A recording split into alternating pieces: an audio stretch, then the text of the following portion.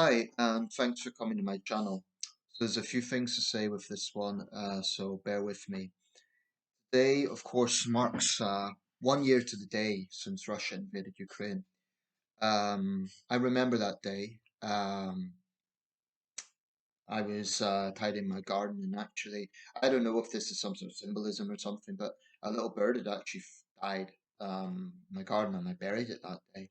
I don't know, just coincidence, but it's just something I remember. Um, And that was the day Russia invaded Ukraine. It was a little blackbird just fallen in my garden, and I didn't want lying there. But anyone who's still tempted to support Russia, they should consider the lies that Russia initially told.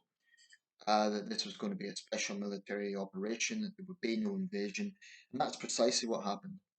I remember the useful idiots, sadly, quite a few of them British, on some debate forums that I'm on, actually saying that Russia wasn't going to invade. And as time went on, as the invasion went ahead and atrocities mounted up, it became more quiet. Now, people can make mistakes, but when you keep regurgitating the same nonsense, you end up just making a fool of yourself. Um, what a year it's been for the people of Ukraine. I mean, this was the first large-scale invasion really since World War II in Europe. There were the very brutal Balkan Wars, but that was a somewhat different conflict. And it didn't directly involve a great power the way this does. I'm not downplaying it, it was a major event in modern European history, but it was a somewhat different kind of conflict. It was more to do with ethnic enclaves as opposed to a powerful nation state involved invading a smaller neighbor. Um, so in that sense, the Ukraine war stands out. Um, One thing is very, very clear: the resilience of the Ukrainian people. It sounds almost like a cliche now, but it really is true. They've been through so much. At least 8,000 civilians have died, tens of thousands of people have been wounded. The exact toll of the war, no one's really going to know. The Russians probably aren't counting their dead, and that's going to be a lot higher because the Ukrainians have better field hospitals, but certainly many thousands of Ukrainian servicemen have been killed. If you look at those photos from Bakhmut in the east, they are chillingly like Passchendaele. The Daily Mail had a thing recently where it was comparing this, and almost photo for photo it was the same.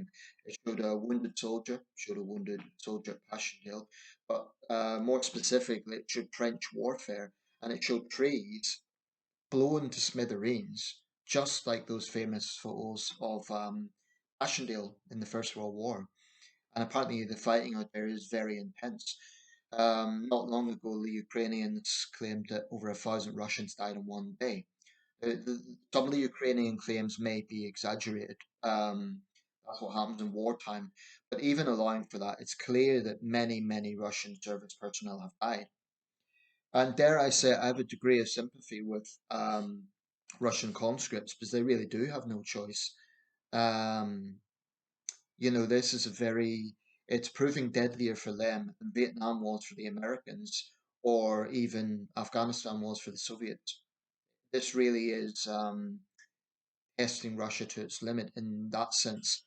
And I think at some point, during the Chechen wars, it was discontent among the mothers of fallen soldiers that, in part, put pressure on Yeltsin to finally withdraw. Um, I think eventually there may be enough discontent in Russia for that to happen. As it stands, Putin still rules with an iron fist. Sometimes people say, why did more Russians not speak out? But they have to be aware that there is very real risks for Russians in doing so. Some very courageous Russians, in standing up for their convictions, have been sentenced to years behind bars.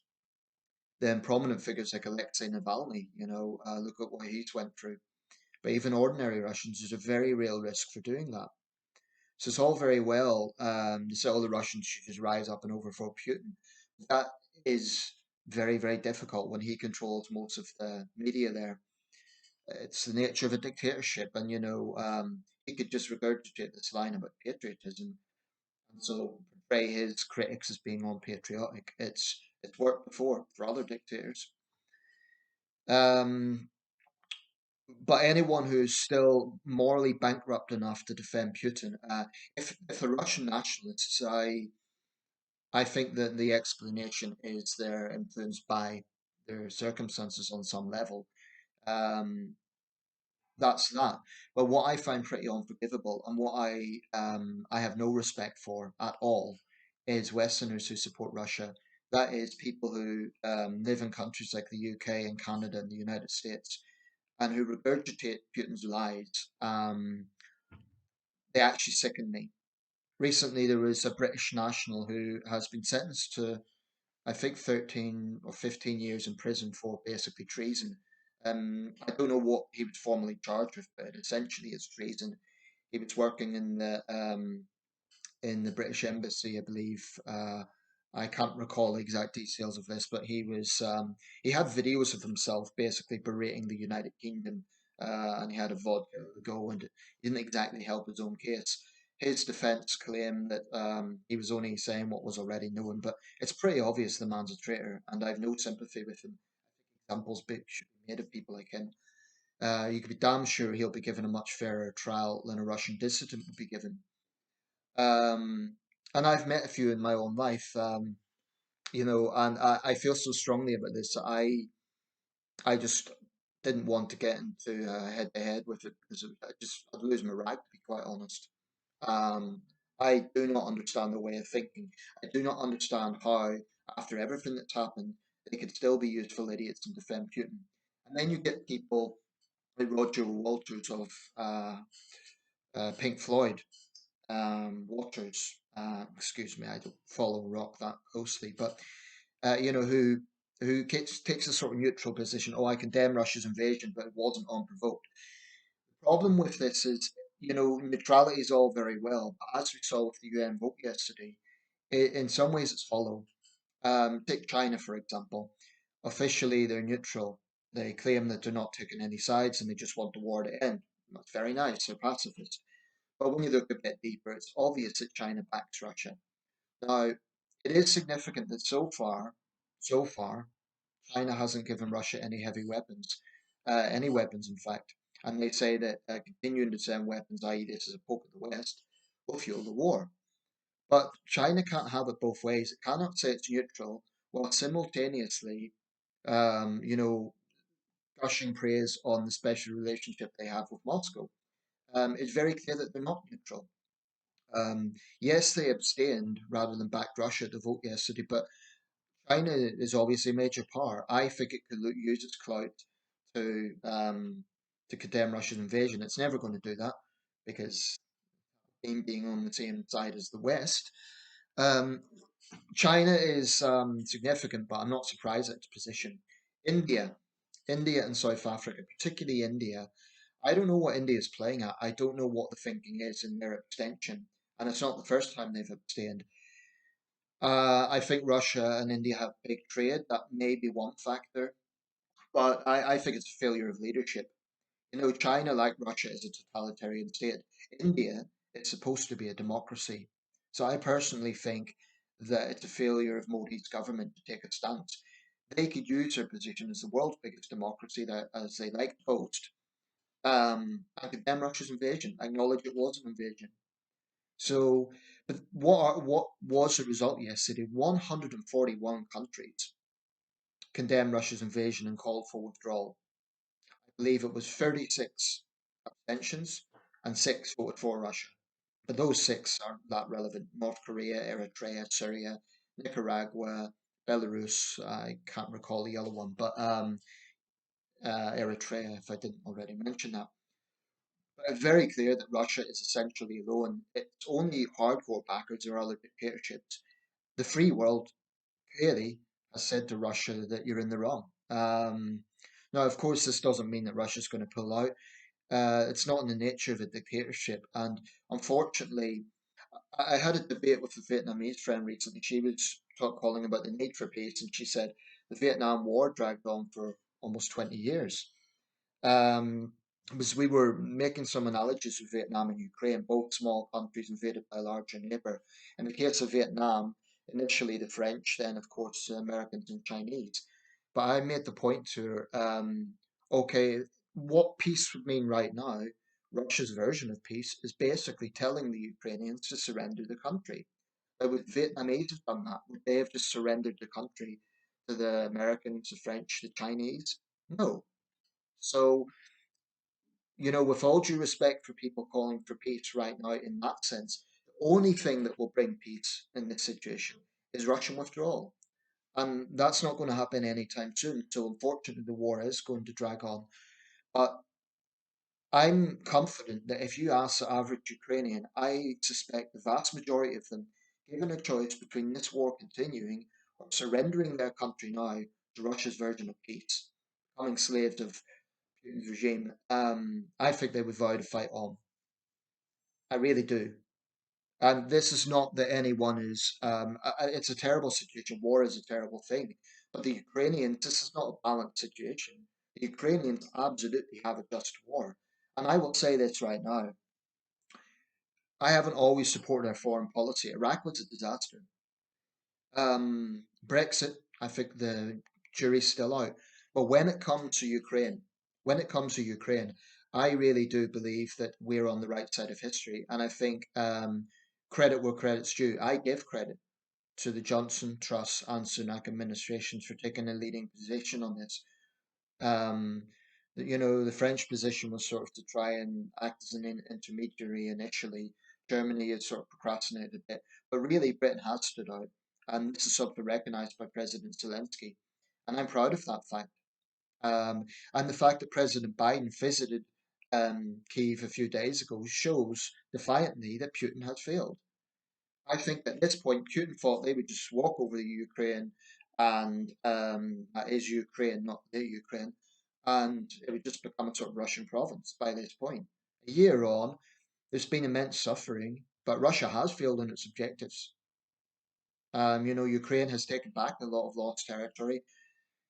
Clearly, it's going to take years for this to rebuild, reconstruction, but even longer even if Russia gets through, even if the Putin regime is toppled and a democratic government takes place, that democratic government would still have to work extra hard to rebuild um, relations with Ukraine and the Baltic states and so on, because the damage is done. And you know, anyone judging the Ukrainians for this needs to consider this. Imagine your family's been killed or you've been tortured at the hands of Wagner mercenary thugs in the name of, Mother Russia.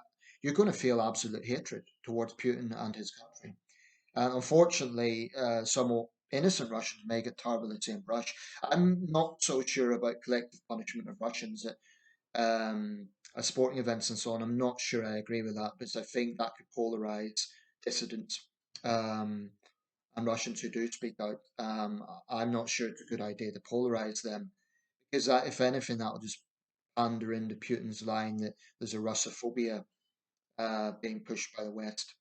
But the lies have to be confronted. The claim, for example, that Russia is surrounded by NATO is factually wrong. The vast majority of Russia's land border is in Asia. China, Mongolia, Kazakhstan. Um, so this lie about being surrounded by NATO is just false. Russia has not been attacked by NATO. Russia attacked its neighbouring country and has threatened NATO. It's not the West making hysterical, nationalistic fuel rants about nuclear warfare. And that's something, by the way, even the Chinese have put a red line on that. They've said under no circumstances should nuclear weapons be used. So even Russia's powerful ally is stopping short of endorsing its hysterical rants. And they significantly called on both Ukraine and Russia to not attack civilians. So, China's position is certainly not neutral, but nor is it, at least not openly, over endorsing Russia. So that's something. But India, I do feel quite strongly India's failed. And I think, frankly, that Ukraine should be taking note of those countries' positions. And, if usually what happens when a war ends, a country gets a lot of investment, I think Ukraine should be taking careful note of countries that have abstained, countries that have questioned its right to defend itself, and basically put ties on hold, relations on hold with those countries. Um, and if India gets itself into a situation, let's say there's an Indo-Pakistan war, and India demands Western help, not that it would necessarily need it; it's a powerful country in its own right. But if it, requires Western condemnation, we should remind India of its position of neutrality, which incidentally Pakistan has also abstained from the vote. But I think India is particularly significant, and disappointing. Um, but there are people in the West that are still stubbornly pro-Putin, and they're utterly shameless. I think the Republican Party is rotten with them. The American Republican Party. I do not trust people like Tulsi Gabbard, for example. I know she's not Republican, but I think there are far too many people who put on this veneer of pacifism when they're really just Putin apologists, because they will condemn the West. They will call out what they see as Western flaws, and they will claim it's Western provocation. They will never condemn Putin, or if they do so grudgingly. I have no respect for them. This is not a conflict where you could be 50-50 or both sides are to blame. The war is almost entirely on Ukrainian soil. It's the Ukrainians that are suffering, not Russian civilians, not to anywhere near the same level unless you count sanctions. But um, it's just an evil war brought on by Putin. But Putin started it, and the Ukrainians have every right to end it. So, in terms of the current situation, I get the argument that there's two issues. If we keep sending Ukraine weapons, we have to be able to defend ourselves. Obviously, that is an issue. We cannot just have this endless supply of weaponry, and Zelensky must know that. But it is a David and Goliath situation. Even with Western support, Ukraine is seriously outmatched by Russia's sheer size. Um, I don't know how this is going to end. Not for the first time, there's been speculation of World War III. I think Putin is perhaps a little unhinged, and I do think it's quite dangerous. I do think one wrong move, um, this could really, really escalate. But I just don't see it as viable to say, okay, well, we'll give Russia what it wants, tell the Ukrainians, give up their country, which they would see as a huge betrayal of former allies, and just expect that it'll all be fine. But Putin will not stop there. This is all based on irredentism, not provocation. Irredentism. Putin called the fall of the Berlin Wall the greatest humiliation or the greatest disaster of the 20th century. So he is not going to go out of this quietly. He's not going to admit defeat. I hope there's some sort of internal coup in Russia or something. I don't know where this is going to go. And we cannot probably supply Ukraine indefinitely. But I think the problem is if war fatigue sets in and we say, oh, well, just you get on with it.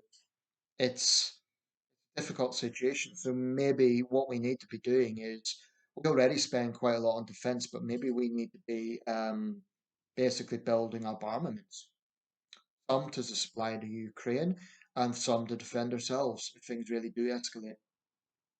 That's perhaps the level we're at now. I don't think we could be complacent. In the 30s, we were complacent. And look what happened. So maybe now is time to start building up armaments again for that reason. As for NATO expanding, again, this is entirely Russia's fault.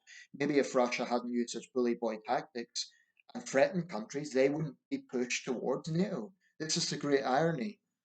Russia seems to think that by threatening countries, it'll keep them on side. It's actually a really rather pig-headed approach. Um, to put it plainly, I hate Putin, and I hope this war utterly fails. Um, I hope the Russians are forced to withdraw eventually. I hope Putin falls. For the sake of the world, I hope Putin falls. I think he is genuinely bad news for the world. What we see is, I think it was Kenyan government spokeswoman. She was saying both sides need to sort out their differences so we can get back to the supply chain. Well, again, if Kenya was invaded by a neighboring country, you know, she wouldn't be talking about the sort of, oh, they're both to blame sort of narrative. Um, because even though the majority of the UN has called on Russia withdrawal, there's still a worrying number of people on the internet, particularly from developing countries, that seem to be wholly brainwashed by Russia's lies. I've seen people in Nigeria, Kenya, a lot of African countries, um, that really do believe that Russia is somehow in the right. I doubt they can find Ukraine on a map because they're showing so much ignorance elsewhere. Um, and it disgusts me. One guy was talking about Biafran independence, so he had issue with the British government for support for the Nigerians. But I think some of these people just they're just pro-Russia, and he had the gall to call himself a human rights activist. I think some of these people support Russia for the sole reason of being anti-West. And this guy, it actually really pissed me off. He was demonizing two British aid workers who were killed recently, calling them mercenaries, men who are a lot braver than Putin apologists will ever be. That's another thing we shouldn't overlook. British nationals who've died in this war, very bravely helping the Ukrainians. I personally think they should get some sort of memorial. Right, I'm going to wrap this up, but it's sad that the war is not over, but and it probably will end up as a sort of war of attrition. But um, at some point, maybe there could be a mutiny within the Russian forces itself. Certainly, there's no love lost between the Wagner group and ordinary Russian divisions. In fact, there's downright tension between them. So it may well be that there's mutinies, that something happens on that front. Because the life of a Russian soldier, it must be one of the worst positions in the world. You're hated by the country you're occupying, understandably. You're treated like shit by your own side. It must be absolutely one of the worst positions in the world, and you're used as cannon fodder. Um, so maybe there will be something there. Maybe enough Russian troops will get sick of this that they will defy their commanders and there'll be outright mutiny. I hope that happens. Anyway, I'll close this by saying Slava Ukraini. I really believe that, and I really think that we're on the right side of history with this. Shame on all of Russia's appeasers. History will judge them badly.